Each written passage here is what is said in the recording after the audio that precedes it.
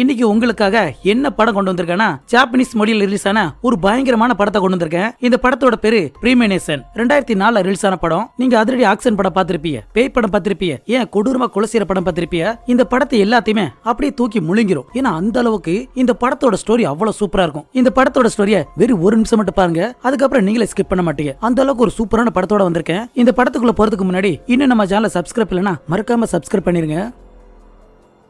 இந்த படத்தோட ஸ்டார்டிங் சீன்ல இந்த படத்தோட ஹீரோ ஹீரோனை காட்டுறாங்க. அவங்களுக்கு ஒரு 5 வயசுல ஒரு குழந்தை இருக்கும். அந்த குழந்தைய கூட்டிக்கிட்டு இவங்களோட அப்பா அம்மா வீட்டுக்கு போயிட்டு இருப்பாங்க. ஏன்னா அவங்க 2 பேருமே ஒரே ஸ்கூல்ல டீச்சரா வேலை பார்த்துட்டு இருப்பாங்க. லீவு கிடைச்சனால இவங்களோட அப்பா அம்மா வீட்டு போகலான்னு இவங்க கார்ல வந்துட்டு இருப்பாங்க. அப்படி வர்ற வழியில இவன் லேப்டாப்பே நோண்டிட்டு இருப்பான். யாருக்கோ மெயில் அனுப்புன்னு சொல்லி அவசரமா டைப் பண்ணிட்டு இருப்பான். ஆனா அந்த மெயில் அனுப்புறதுக்கு இப்ப நெட் தேவை. அப்ப அந்த நெட்டுக்காக என்ன பண்ணலாம்னு கேட்கும் போதா மனைவி என்ன சொல்றா, வர்ற வழியில ஒரு போன் போத்துருந்துச்சு, இப்ப நம்ம அதை கடந்து வந்துட்டோமே, எப்படி போறதுன்னு கேட்டா இவனுக்கு கெஞ்ச ஆரம்பிக்கிறான். சரி நாங்க போறோம், ஆனா எங்களோட சேர்ந்து பாட்டு பாடும் சொல்லுமே. இவங்க 3 பேருமே பாட்டு பாடிக்கிட்டு அந்த வண்டியை திருப்பி நேர அந்த போன் பூத்துக்கு வந்துறாங்க. அது நேரம் நைட் ஆயிருது. நம்ம ஹீரோ பார்த்தா அந்த போன் பூத்துல நெட்டை கனெக்ட் பண்ணி யாருக்கோ மெயில் அனுப்புறேன்னு அந்த வேலை நடந்துட்டு இருக்கும். வெளியே வர இவங்க கார்ல உட்கார்ந்து இருப்பாங்க. அப்ப நம்ம ஹீரோ அந்த போன் பூத்துல இருக்கும்போது அவனுக்கு பக்கத்துல ஏதோ ஒரு பழைய கிழிஞ்சு போன நியூஸ் பேப்பர் கிடைக்கும். இவன் அதை கையில எடுத்துறான். எடுத்து பார்க்கும்போது அது என்னோட மகளோட பேர் போட்டிருக்கும். என்ன நம்மளோட மகளோட பேர் இருக்குன்னு சொல்லி இவன் அந்த பேப்பரை விரிச்சு பார்த்தா இன்னைக்கு நைட்டு சரியா 8 மணிக்கு அவளோட மகன் இறந்து போற மாதிரி அந்த நியூஸ் பேப்பர்ல போட்டிருக்கும். இதை பார்த்ததுமே இவனுக்கு ஒண்ணும் புரியல. இது உண்மையா பொய்யான்னு இவனு திருத்தன முடிச்சிட்டு இருப்பானா. அப்ப வெளியே பார்த்தா இவங்க 2 பேரும் கார்ல உட்கார்ந்து இருப்பாங்களா. குறிப்பா அந்த குட்டி பொண்ணு வேற காருக்கு பின்பக்கமா உட்கார்ந்து இருக்கும். அதோட சீட்டு பெல்ட் வேற ட்ரெஸ்ல வேற மாட்டி இருக்குமா. இவள் கிளட்ட பாத்திருப்பா, கிளட்ட முடியல. சரி நீ இங்கே இரு, உன்னோட அப்பாவை கூட்டு வரேன்னு சொல்லி இவன் அந்த காரை விட்டு அந்த பக்கமா வந்துடுறான். அப்படி வந்ததுக்கு அப்புறம் இவன் கையில வேற அந்த பேப்பர் வச்சு நின்னுட்டு இருப்பான்ல. என்ன ஏதுன்னு பேசுறதுக்குள்ள பின்னாடி பார்த்தா ஒரு பெரிய ட்ரக் வந்து இந்த கார் வேற முட்டி மோதிரும். அடிச்ச அடியில கார் வேற அப்பளமா நொறுங்கி போயிரும். உள்ள இருக்க பெட்ரோல் லீக் ஆகி அப்படி நெருப்புலாம் புடிச்சு அந்த கார் வேற வெடிச்சு சிதறிரும். உள்ள இருந்த அந்த புள்ள வேற செத்து போயிரும். இத பார்த்து இவங்க 2 பேரும் கதறிட்டு இருப்பாங்க. கண்ணு முன்னாடியே தன்னோட குழந்தை இறந்து போச்சுன்னு இவங்க வேதனை அழுதுட்டு இருப்பாங்க. அதுக்கப்புறம் வழக்கம் போல அந்த இடத்துக்கு போலீஸும் ஆம்புலன்ஸும் வந்துருது. கூடவே அந்த நியூஸ் வாசிப்பாங்கல்ல அந்த ரிப்போர்ட்டர் வந்துடுறாங்க. அப்ப நம்மால பார்த்தா அந்த பேப்பரை தேடிக்கிட்டு ஏதோ பித்து பிடிச்ச மாதிரி அந்த பக்கம் இந்த பக்கம் லாத்திட்டு இருப்பான். கடைசி வரைக்கும் அவனுக்கு அந்த பேப்பர் கிடைக்காது. அப்படியே அந்த சீனை கட் பண்ணி இப்ப 3 வருஷம் கழிச்சு திரும்ப நம்ம ஹீரோ காட்டுறாங்க. இவ ஒரு டீச்சர் தானே, ஸ்கூல்ல வர பிள்ளைகளுக்கு பாடம் எடுத்துட்டு இருப்பான். அங்க இருக்க எந்த பிள்ளையுமே கவனிக்கல. அதுல ஒரே ஒரு பிள்ளை மட்டும் இவன் பாடம் சொல்றத கவனிச்சிட்டு இருக்கும். இவனையே முறைச்சு பாத்துட்டு இருக்கும். அதுக்கப்புறம் அந்த பக்கம் பார்த்தா நம்ம ஹீரோனை காட்டுறாங்க. அவ அந்த டீச்சர் வேலையை விட்டுட்டு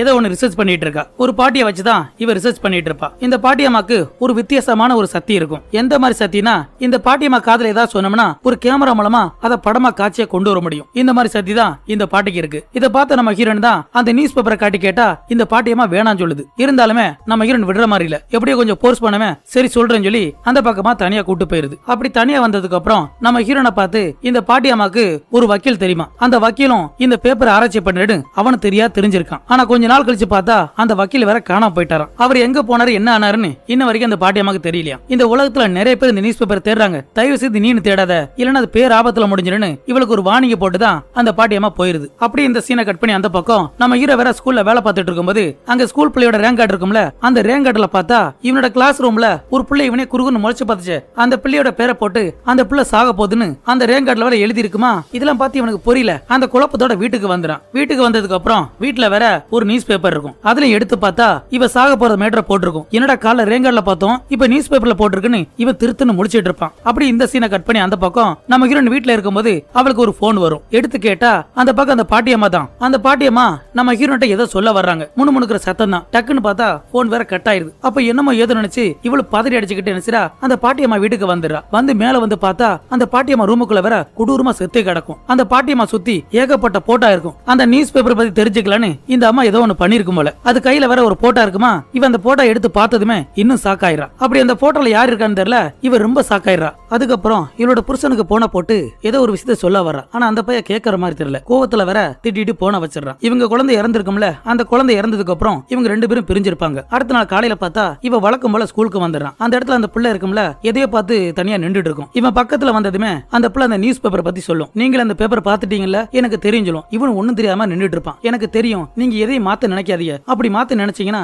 எல்லாமே தப்பா போயிருன்னு இந்த பிள்ளை சொல்லிட்டு போயிரும். இவனும் ஒண்ணும் புரியாம அவனோட வீட்டுக்கு வந்துறான். வீட்டுக்கு வந்ததுக்கு அப்புறம் இவனோட புள்ளியோட வீடியோ போட்டு பாத்துட்டு இருப்பான் டிவில வேற. அப்படி பாத்துட்டு இருக்கும்போது இவனுக்கு பக்கத்துல சேனல் இருக்குல்ல, அந்த சேனல்ல ஒரு நியூஸ் பேப்பர் வந்து ஒட்டும். அந்த பேப்பரை பார்த்ததுமே இவன் ரொம்ப பயந்துறான். பக்கத்துல போய் என்னன்னு பார்த்தா அந்த ஸ்கூல் பிள்ளை இறந்து போன மாதிரி நியூஸ் பேப்பர்ல போட்டிருக்கும். இதை பார்த்து பதறிறான். இந்த நியூஸ் பேப்பர் நாளைக்கு வருது, ஆனா இவனுக்கு ஒரு நாள் முன்னாடியே வந்திருக்கும். அப்ப அந்த பிள்ளைய காப்பாத்துறதுக்கு என்ன செய்யறான், இவனை அடிச்சு பிடிச்சு அந்த புள்ள தங்கி இருக்குமா அந்த வீட்டுக்கிட்ட வந்துடுறான். வந்து பார்த்தா அந்த பிள்ளை இவனுக்கு பின்னாடி நின்றுட்டு இருக்கும். இவன் என்னடான்னு கேட்கும் போதான் டக்குன்னு அந்த பிள்ளை வேற மறைஞ்சு போயிருது. அதே நேரம் அந்த பிள்ளையோட அலற சத்தம் கேக்குது. எந்த பக்கம் சத்தம் கேக்குதோ அந்த பக்கம் ஓடி வந்து பார்த்தா அந்த இடத்துல அந்த பிள்ளை நின்றுட்டு இருக்கும். நல்லபடியா அவளுக்கு எதுவும் ஆகல நினைச்சு அப்படி பார்க்கும்போதான் அந்த இடத்துல ஒரு சைக்கோ பைய வர கையில ஒரு கத்தியோட நின்றுட்டு இருப்பான். அப்ப அந்த சைக்கோ பைய அந்த கத்தி எடுத்து முன்னாடி வர இவனை பிடிச்சு கீழே தள்ளி விட்டுறான். தள்ளி விட்டதுல அந்த பைய கீழே விழுந்துமே அவனும் செத்து போயிடான். அப்படி பின்னாடி பார்த்தா அந்த பிள்ளை வர கீழே விழுந்துரும். இவனு ஓடி போய் என்னடா பார்த்தா அந்த பிள்ளையோட வயித்துல இருந்து ரத்தமா வந்துட்டு இருக்கும். அப்போ இவன் வர்றதுக்கு முன்னாடி அந்த சைக்கோ வர கத்தியால குத்திட்டான். அந்த பிள்ளை செத்ததை பார்த்து இவன் கதறி கதறி அழுதுட்டு இருப்பான். இந்த பிள்ளையும் காப்பாத்த முடியலன்னு இவன் அழுதுட்டு இருப்பான். அப்படி அடுத்த நாள் பார்த்தா நம்ம ஹீரோயின் வேலை பாக்குறால அந்த இடத்துக்கு வந்துடுறான். அப்ப மனைவி வந்ததுமே மனைவியை பத்தி சாரி கேட்டுட்டு இருப்பான். அன்னைக்கு ஏதோ நீ சொல்ல வந்தா நானும் கோவத்துல திட்டிட்டேன்னு இவன் மன்னிப்பு கேட்டுட்டு இருப்பான். இவளு சரி பரவாயில்ல விடுங்கன்னு சொல்லிடுறா. அதுக்கப்புறம் என்ன இவன் ஸ்கூல்ல படிக்கிற அந்த பிள்ளை இறந்து போயிருக்குமே அந்த மேட்டர் வேற சொல்லிட்டு இருப்பான். என்னால என்னோட குழந்தையை காப்பாத்த முடியல அந்த பிள்ளையும் காப்பாத்த முடியலன்னு இவ வருத்தப்பட்டு சொல்லிட்டு இருப்பான். மனைவி தான் விடுங்க அது உங்களோட தவறு இல்ல எல்லாமே விதின்னு சொல்லிட்டு இருப்பான். அந்த நியூஸ் பேப்பர் பத்தி இவ ரிசர்ச் பண்ணிட்டு இருக்கலாம். ஏதோ ஒரு இடத்துக்கு போறேன் நீங்களே வர முடியுமான்னு சொல்லி அவனை வேற கூட்டு போயிடா. இவங்க ரெண்டு பேரும் எங்க வந்திருப்பாங்கன்னா ஒரு மென்டல் ஹாஸ்பிட்டல் தான். அந்த மென்டல் ஹாஸ்பிட்டல்ல ஒரு 12 வயசு பையன் சேர்ந்து இருக்கான். அவன் சேர்ந்த புதுசுல அவனுக்கு 12 வயசு தான். ஆனா 3 மாசத்துல ஒரு வயசான கிழவு மாதிரி மாறி இருப்பான். அது மட்டும் இல்லாம யார் யார் சாக போறா எப்படிதான் சாக போறாங்க என்ன டைத்துல சாக போறாங்கன்னு அந்த செவத்துல வேற கிறுக்கி வச்சிருக்கான். இவங்கிட்ட அந்த பேனை எல்லாம் புடுங்கினதுக்கு அப்புறம் எழுது எதுவுமே கிடைக்கலன்னு அவனோட நாக்கை அறுத்து அந்த ரத்தத்தாலே அந்த செவத்துல வேற கிறுக்கி வச்சிருப்பான். அதுக்கப்புறம் கொஞ்ச நாள்ல அந்த பையன் இறந்து போயிட்டானா. இந்த மேட்டெல்லாம் கேட்டதுக்கு அப்புறம் நம்ம ஹீரோ ஒரு விஷயத்தை புரிஞ்சுக்கிறான். அந்த பையலுக்கு என்ன நடந்துச்சோ அதுதான் எனக்கு நடந்துட்டு இருக்கு. கண்டிப்பா நானும் ஒரு நாள் சாவத்தான் போறேன்னு சொல்லி ஏதோ கோவத்துல பேசிட்டு போயிடுறான். அதுக்கப்புறம் அன்னைக்கு நைட்டு வந்ததுமே இவன் வீட்டுல நல்லா அசம் தூங்கிட்டு இருப்பான். அப்படி தூங்கிட்டு இருக்கும் போது இவனோட குழந்தையோட குரல் கேட்கும். அப்பா அப்பான்னு கேட்குமே இந்த சத்தத்தை கேட்டு முழிச்சு போய் நினைச்சான். இவன் அந்த கதை வேற திறந்து பார்த்தா இவனோட புள்ள அப்படி முழுசா எரிஞ்சு போய் நிக்கும். அதை பார்த்து இவன் கதறிறான். வழியில வேற அப்படி துடிச்சிட்டு இருப்பான். என்ன இருந்தாலுமே தன்னோட புள்ள இப்படி எரிஞ்சு போனதை பார்த்து எந்த அப்பனும் தாங்க மாட்டான். அதுக்கப்புறம் முழிச்சு பார்த்தா இது எல்லாம் கனவு. அப்படி இந்த பக்கம் நம்ம ஹீரோனை காட்டுறாங்க. அவ வீட்டுல இருக்கும்போது திடீர்னு போன் வருது. எடுத்து கேட்டா அந்த பாட்டியம்மா இறந்து போறதுக்கு முன்னாடி ஒரு லாயரை பத்தி சொல்லியிருக்கோம். அந்த லாயரோட அட்ரஸை கண்டுபிடிச்சிட்டேன்னு இவரோட ஃப்ரெண்டு வேற சொல்லிட்டு இருப்பா. அப்படி இந்த பக்கம் பார்த்தா நம்ம ஹீரோ ஸ்கூலுக்கு வந்துடுறான். வந்தவன் போர்ட்ல கடகடன்னு எழுதிட்டு இருக்கான். இவன் கடகடன்னு எழுதுறான்ல அங்க இருக்க ஸ்டூடெண்ட்லாம் ரொம்ப ஆச்சரியமா பார்த்துட்டு இருக்காங்க. என்னடான்னு பார்த்தா அந்த போர்ட்ல அவன் என்ன எழுதிருப்பான்னா இன்னும் கொஞ்ச நேரத்துல ஒரு மலையோட சரிவுல நிறைய மக்கள் இறந்து போறாங்கன்னு இவன் அறியாமலே அந்த போர்ட்ல வர எழுதி இருப்பான். இதை பார்த்து இவன் ஆச்சரியப்பட்டு அந்த இடத்த விட்டு ஒரே வட்டமா ஓடி போயிறான். அந்த மென்டல் ஹாஸ்பிட்டல்ல ஒரு பையன் எழுதிருப்பான்ல அதே மாதிரி தான் இப்ப நம்ம ஹீரோ எழுதிட்டு இருக்கான். இவன் நைட்டு வீட்டுக்கு வர்ற வழியில ஒரு கடையில டிவில வேற நியூஸ் ஓடிட்டு இருக்கு. காலையில எழுதுனால அந்த மேட்டர் தான் அங்க ஓடிட்டு இருக்கு. அப்ப பக்கத்துல ஒருத்தன் நின்றவன் என்னையா காலையில நீ எழுதுன மாதிரியே இங்க மலேசியால நிறைய மக்கள் இறந்து போயிட்டான்னு அவன் சொல்லிட்டு இருப்பான். இப்படி பேசிட்டு இருக்கும் போதே அந்த பையன் மறைஞ்சு போயிடும். இதெல்லாம் பார்த்து ஒண்ணும் புரியாம இவன் வீட்டுக்கு வந்துறான். இவன் வீட்டுக்கு வந்ததுக்கு அப்புறம் இவனோட மனைவி வீட்டுக்கு வந்துடுறான். இவன் இருக்கிறத பார்த்து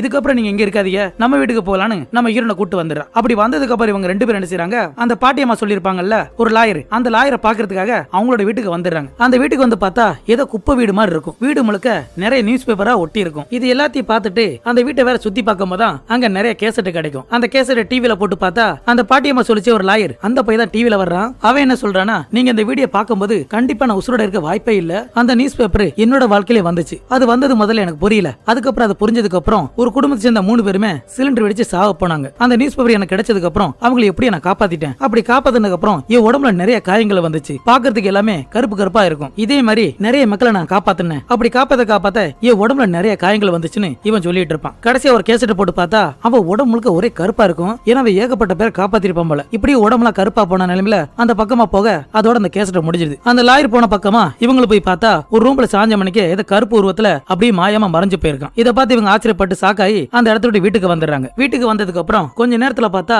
நம்ம ஹீரோ நிறைய பேப்பர்ல ஏதோ கதையா எழுதிட்டு இருப்பான். அடுத்து யார் யார் சாக போறங்கிற விஷயத்த இவன் பேப்பர்ல எழுதிட்டு இருப்பானா அதை பொண்டாட்டி 10 பேர் பயந்துட்டு இருக்கா. இவங்க எல்லாருமே ஆபத்துல இருக்காங்க அவங்களை காப்பாத்துங்கிற மாதிரி இவன் பேசிட்டு இருப்பான். அப்படி காப்பாத்த போய் அந்த லாயருக்கு என்னாச்சு அதே நிலைமை உங்களுக்கு வந்துரும் சொல்லி இவ பயந்து அழுதுகிட்டு இருப்பா. பொண்டாட்டி அழுகுறத பார்த்து இவனு சரி நான் போகலன்னு சொல்லி அந்த இடத்துல உட்கார்ந்துறான். அதுக்கப்புறம் என்ன இவங்க 2 பேரும் ஒண்ணுமனா இருப்பாங்க. அந்த சீனா முடிஞ்சதுக்கு அப்புறம் இவளுக்கு ஏதோ வேலை இருக்கறனால நம்ம ஹீரோ வீட்ல இருக்க சொல்லிட்டு இவ வெளியே வந்துடுறா. அவளோட காரை எடுக்கும்போது கார் வேற ஸ்டார்ட் ஆகல. அப்ப கார் ஸ்டார்ட் ஆகலன்னு சொல்லி இவ கிளம்பிடுறா. என்ன அவ போகும்போது அவளோட மொபைல அங்க போட்டு போயிடுறா. தெரியாதனமா போட்டு போயிடுறா. இந்த பக்கம் புருஷங்கர ரொம்ப போர் அடிக்குன்னு சொல்லி அங்க ஒரு புத்தகத்தை எடுத்து படிச்சுட்டு இருப்பான். அப்படி படிச்சுட்டு இருக்கும்போது இவனுக்கு முன்னாடி ஒரு டேபிள் இருக்கும்ல அந்த டேபிள்ல வேற நியூஸ் பேப்பர் வந்துரும். இந்த தடவை என்னடா வந்திருக்குன்னு இவனு பயத்தோட அந்த நியூஸ் பேப்பர் பார்த்தா ஒரு ட்ரெயின் ஆக்சிடென்ட் ஆகி அந்த ட்ரெயின்ல போன நிறைய மக்கள் இறந்து போயிருப்பாங்க.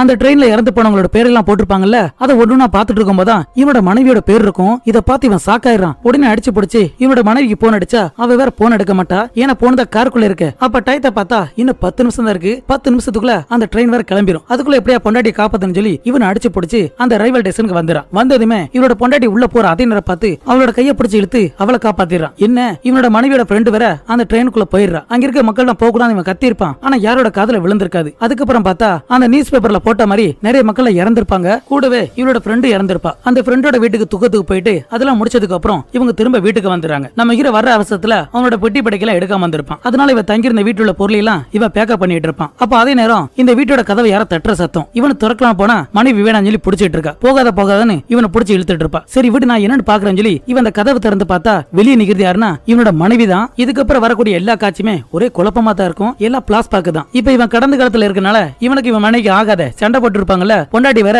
கோவத்துல திட்டி விட்டுறா. அதுக்கப்புறம் இன்னொரு இடத்துக்கு வந்துடுற. அந்த இடத்துல பார்த்தா இவனோட மனைவியோட ஃப்ரெண்டு இறந்து போயிருப்பால, முகம் வேற பாதிய கிழிஞ்சு போயிருக்கும். பாதி முகமே இருக்காது. அதெல்லாம் பார்த்து இவன் மிரண்டு போயிறான். அதுக்கப்புறம் இன்னொரு இடத்துக்கு வந்துடுறான். அந்த மெண்டல் ஹாஸ்பிட்டல்ல ஒரு சின்ன பையன் வயசாகி இறந்து போயிருப்பானே, அவன் வேற உருண்டு உருண்டு வந்துட்டு இருப்பான். அதை பார்த்து இவன் பயந்துட்டு இருக்க அப்படியே அந்த இடத்த விட்டு இன்னொரு இடத்துக்கு வந்துடுறான். இப்ப எங்க வந்திருப்பானா இவனோட கிளாஸுக்கே வந்திருப்பான். அப்ப இவனோட கிளாஸோட பிள்ளை இருக்கும்ல, அந்த பிள்ளை என்ன சொல்லும்னா, நான் தான் ஏற்கனவே சொன்னேனே சார், இது எதையும் மாத்தாதீங்கன்னு, இப்ப அதை மாத்திட்டீங்க, உங்களால தப்பிக்க முடியாதுன்னு சொல்லுமே. அப்படி அந்த சீனை கட் பண்ணி இன்னொரு இடத்துக்கு வந்துடுறான். முத ஒரு பாட்டியம்மா பார்த்தோம்ல, அவங்க ஏதோ ஒரு போட்டோ கொடுக்க அது வேற கீழே விழுந்துரும். எடுத்து பார்த்தா இவனோட போட்டோ தான் இருக்கும். அப்ப அந்த போட்டோ எடுத்து நிமிந்து பார்த்தா இப்ப அந்த வக்கீலோட வீட்டுக்கு வந்துடுறான். அப்ப அந்த வக்கீல பார்த்து நான் செத்து போயிட்டேனா நரகத்துக்கு வந்தேன்னு கேட்டா அதுக்கு இந்த வக்கீல் என்ன சொல்றானா, நீ இன்னும் சாகலம் செய்யல, ஆனா இதை விட அந்த மரணமே உனக்கு மேலும் தோணும், அந்த அளவுக்கு உன்னை இதை டார்ச்சர் பண்ண சொல்லுமே. அப்ப திடீர்னு பார்த்தா அந்த நியூஸ் பேப்பர் இவனை பார்த்து பயங்கரமா சிரிக்குமா. இவன் வேற பயந்துட்டு இருப்பான். அப்ப அந்த நியூஸ் பேப்பர் இவன் தலையில விழ முழிச்சு பார்த்தா நம்ம ஹீரோ முத ஒரு போன் பூத்துல இருந்தானே அந்த இடத்துக்கு வந்துறான். இதெல்லாம் பார்த்து இவனுக்கு ஒண்ணும் புரியல. அப்ப உடனே டயத்தை பார்த்தா மணி வரை இன்னும் 8 ஆகல. அப்படி திரும்பி பார்க்கும்போது இவனோட ஃபேமிலி வேற அந்த காருக்குள்ள இருக்கும். அப்ப குழந்தைய பார்த்தா